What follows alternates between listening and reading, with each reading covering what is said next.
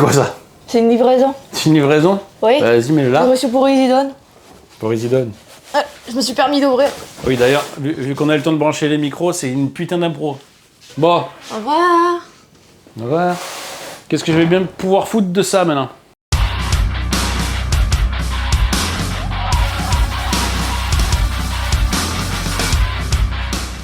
Bonjour à tous, aujourd'hui je vais vous faire une courte vidéo parce que j'ai pas grand chose à vous montrer sur une station de soudure qui m'a été envoyée par la marque Mecpo avec l'accessoire qui est là. Donc, alors, une station de soudure, c'est quoi pour ceux qui savent pas? On sait jamais, hein.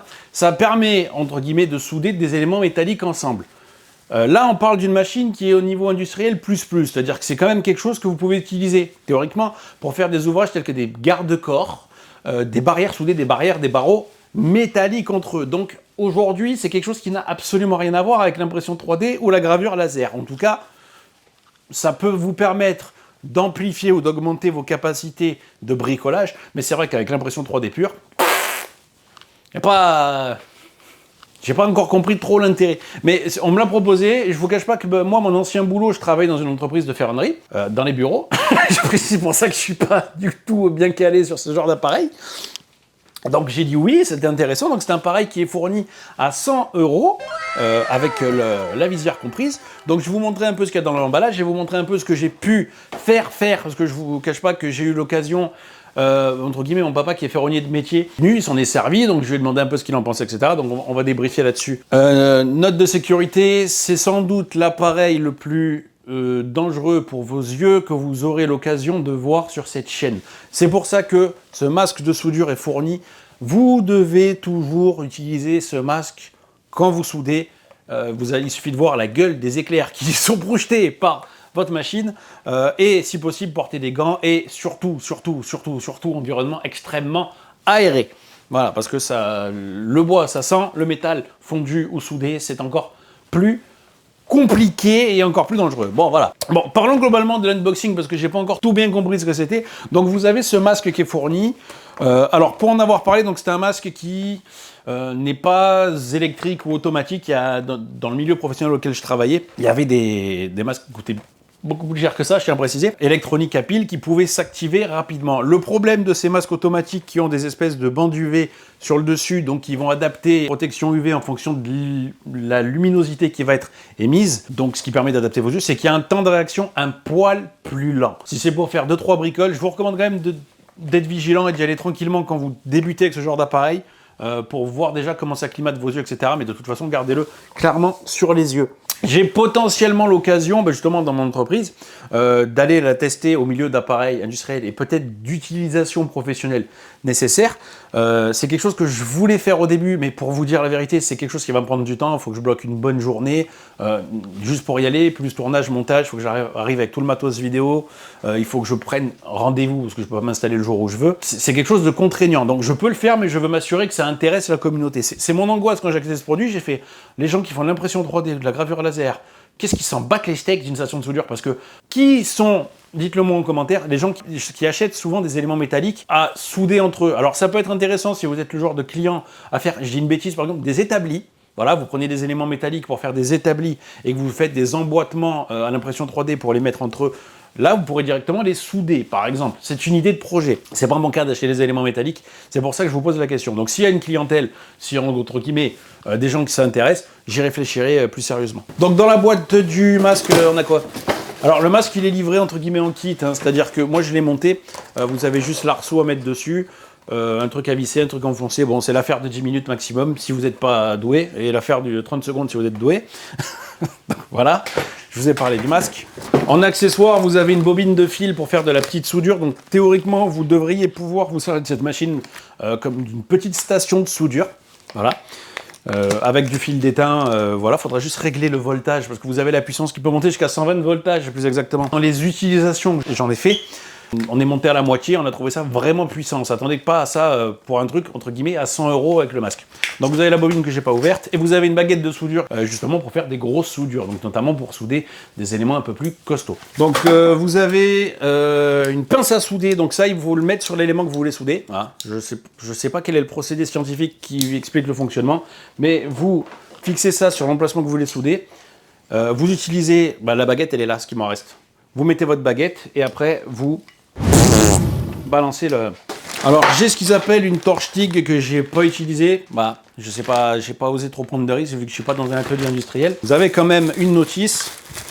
La notice est en français, je tiens à préciser, donc vous avez le fonctionnement, le mode de soudage MMA, le mode de soudage MIG, je connaissais pas, parce que c'est vrai que dans l'entreprise où j'avais, on avait souvent nous on dit des TIG, alors peut-être que certains disent TIG. Bon voilà, la notice pour fixer les écrans, l'explication de ce que vous voulez utiliser si vous voulez accrocher votre bobine.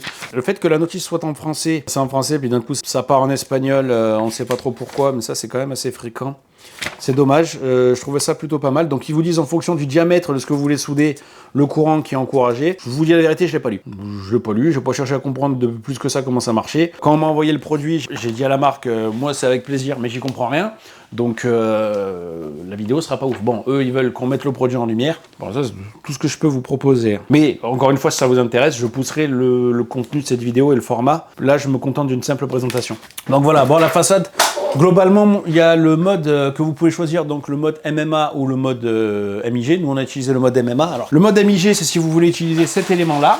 Donc, en fait, vous contactez ça à votre pièce, votre pièce doit être connectée avec la pince de terre, qui est ce truc-là. Et la soudure MMA, en fait, globalement, c'est quand vous utilisez pas ça. Utilisez une source d'alimentation pour souder. Donc, quel usage j'en a eu, nous ma porte de garage, en tout cas, la fixation... Du haut de ma porte de garage, il y avait deux endroits qu'on avait sertis, deux endroits qui étaient sertis, qui se sont dessertis avec le temps et aussi parce qu'elle a bougé, on a voulu le refaire, on a donné des coups de marteau. En gros, dessertir, ça veut dire que les vis qui étaient bloquées de l'autre côté, je schématise pour pas rentrer dans les éléments trop détaillés, ne tenaient plus. Et en fait, il n'y a pas l'espace derrière pour le remettre. Donc il aurait fallu le couper, le percer ou le déplacer.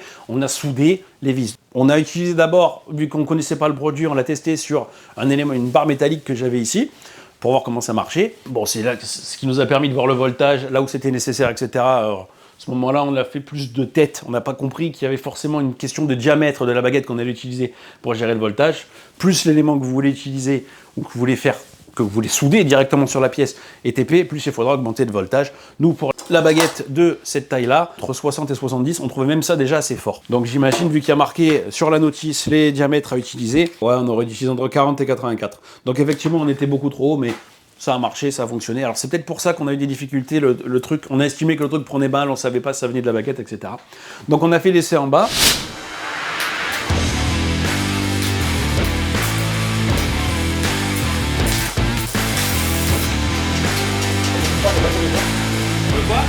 Ah ouais.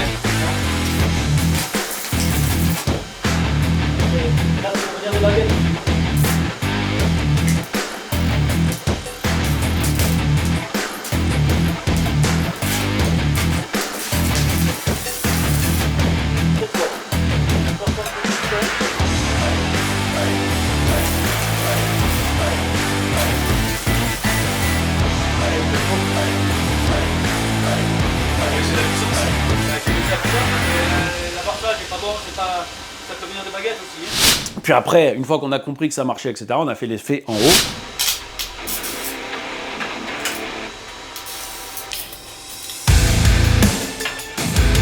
La baguette n'est pas très...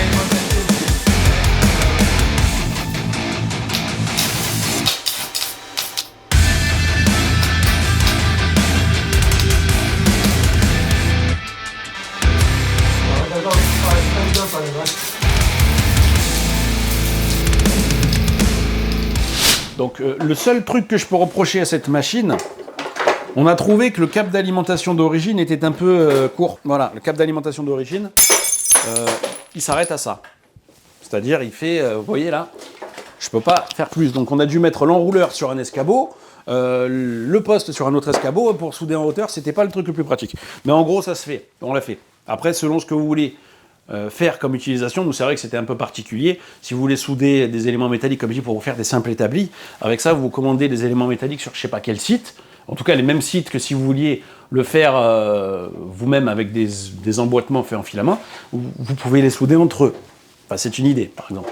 J'arrête la vidéo ici, de peur que déjà la vidéo soit peu intéressante, donc je vous cache pas que j'ai pas voulu mettre toutes mes forces là-dedans et tout mon temps pour présenter ce produit. Si ça vous intéresse, mettez-le en commentaire, si c'est vraiment il y a une forte demande d'utilisation de ce produit, et d'une vraie comparaison avec des produits industriels, etc., c'est quelque chose que je mettrai sur ma to-do list, sur ma liste de choses à faire, et on ira le voir peut-être que s'il y a d'autres produits de la même marque, des produits plus haut de gamme, même si honnêtement, je vois pas dans l'usage du petit particulier pourquoi on ferait ça, mais justement le fait de le mettre en entreprise, ça permettrait de voir est-ce qu'on peut ou est-ce qu'on veut obtenir plus. La seule chose que je recommande à ceux qui veulent avoir un usage un peu plus intensif, peut-être, c'est d'acheter un masque prévu pour. Mais le masque, encore une fois, on parle d'un kit à 100 €.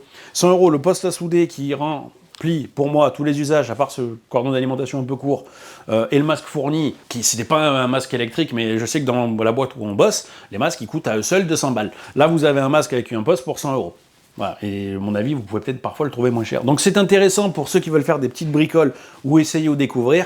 Encore une fois, on aère et on utilise bien ce masque. Et je vous recommande quand même de mettre des gants. Ça reste des éléments de chauffe, ça reste des trucs qui peuvent être projetés. Donc on reste prudent là-dessus. Et voilà. Merci à tous d'avoir suivi cette vidéo. Je vous laisse avec le bêtisier. Ciao, à la prochaine. Ou con. C'est un moment que... Ouais, la tenue, en fait, je rentre de soirée, je tourne vite fait ma vidéo parce que je suis à la bourre. Eh putain! C'est bon, tu peux rentrer. 1, 2, 1, 2. Calibrage son, c'est bon. Attends, laisse-moi faire un check. Tu veux que je toque? 1, 2, 1, 2. Ouais. Tu peux venir. Tu veux que je toque? Tu toques, t'es pas obligé de toquer. Là, c'est le cut. Maintenant, je vais aller chercher les machines quand même. Donc, ils m'ont envoyé... Pause. Putain, j'ai oublié qu'ils m'ont envoyé le masque. Il faut que je monte le masque aussi. Alors, en outil... Ah merde. 420 watts. Malheureusement, 620 watts. Tu peux monter jusqu'à 120 voltages, plus exactement. Qu'est-ce qu'on a d'autre? Je sais pas du tout ce que c'est. En fonction de la baguette qui est fournie, je pense qu'en vrai, on aurait dû utiliser... J'en sais rien. Un diamètre... c'est quelque chose que je mettrais sur ma checklist, en tout cas plus sur ma... C'est quelque chose que je mettrais sur ma to-do list. Mais je l'ai oublié, lui.